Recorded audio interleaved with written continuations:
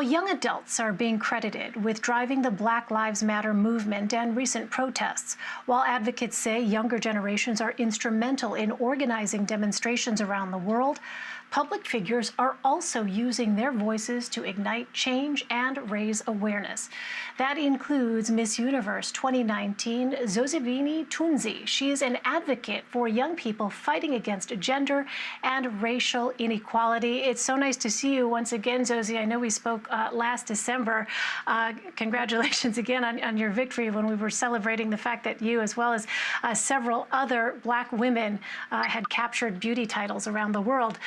Let's talk about what's taking place at this moment. The Black Lives Matter protests around the world are largely being led by young people. As a 26-year-old Black woman, why do you think it's important for young adults and even children to become involved in social justice movements? I think it's important for everyone to be involved, young adults as well. I feel like the youth is the future. They are the people who are going to be leading us. And so it's so important for them to know what's happening around them and what's happening, around the world. And so to have their voices at the forefront is extremely important. We've seen this historically happening, especially, in my country where I come from, South Africa. Tomorrow, actually, we celebrate Youth Day, which back in 1976, the youth took to the streets to protest against the apartheid era that was happening back there. And so many changes happened when they stepped out. And so we've seen it happening in history before. And I think it's so important that the youth is involved again today. And how are you marking that day? How are current events impacting the significance of that moment that you just spelled out? Yeah, for me, especially since I moved and I'm now here in the States, when this protest started happening, it looked so similar to what had been happening in South Africa, to what we have been through. And it's quite saddening to see that a march that happened back in 1976, by the youth fighting against systemic racism, and that it's still happening today, 40 plus years later. This means that my parents fought against systemic racism. It means that my grandparents fought against it.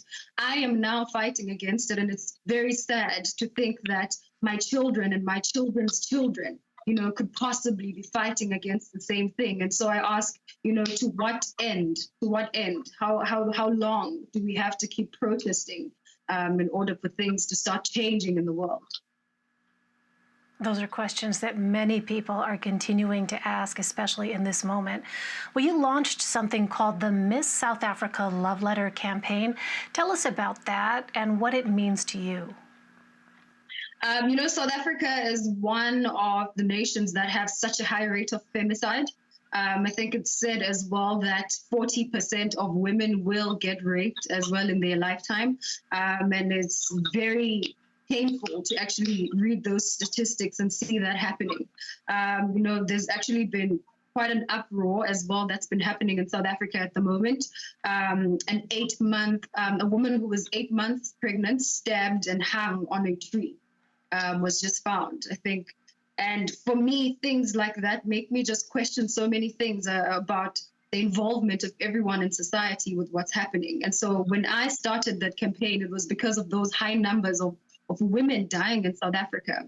And I wanted to involve men in the fight against gender-based violence and gender equality, because when people look at it, it always seems to be a woman issue.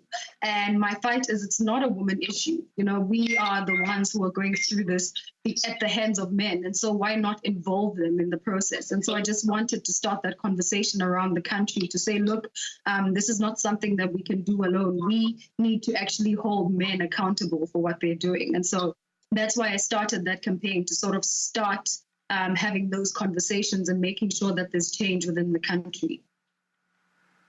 And Zozi, how big of a challenge is that to make this a broader conversation, as you said, to bring men into this conversation for what has traditionally been thought of as a quote-unquote women's issue? Have you found resistance? And if so, how have you overcome that?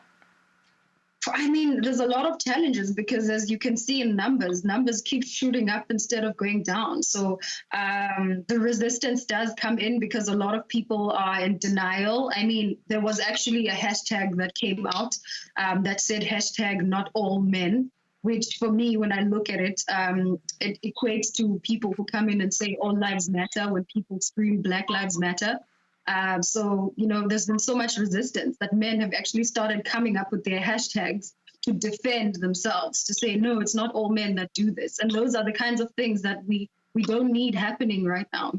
Even if you are a man who doesn't abuse women or kill women or rape women, you are a man, you have friends, you need to make sure that you hold them accountable when they do those things. We're asking for men to stand with us and to call out, these culprits that keep doing these things. And so it's been very challenging because people, they become defensive. They say, if I'm not doing it, then I don't have to stand by you. And so that's what we're saying. We're saying we hope that people stop being defensive and just start helping us out in this fight to eliminate femicide and gender-based violence. We only have a couple of minutes left, but I wonder, Zozi, if you have a message as the reigning Miss Universe and as a Black woman in this fraught time that we are in right now, for Black children especially, who may be looking to people like you as role models, and I wonder what your message would be to them. My message is, I know it's such a tough time right now, but I hope that they know that now more than ever, their voices count. Now more than ever, everything we say counts. And so they should use their platforms, they should use their voices, to try and fight all of these social ills. Like we said earlier on, the future is in the hands of the youth who've seen it done before in the past, and they can still do it again. It's quite unfortunate that, young people can't be young people who can just, have fun as young people. Now they're faced with so much that they have to fight for. And so I think if any message to them, to remain strong and to know that they have a voice and they should use it wisely.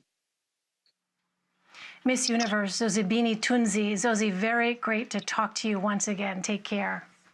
Thank you. Thank you so much for having me.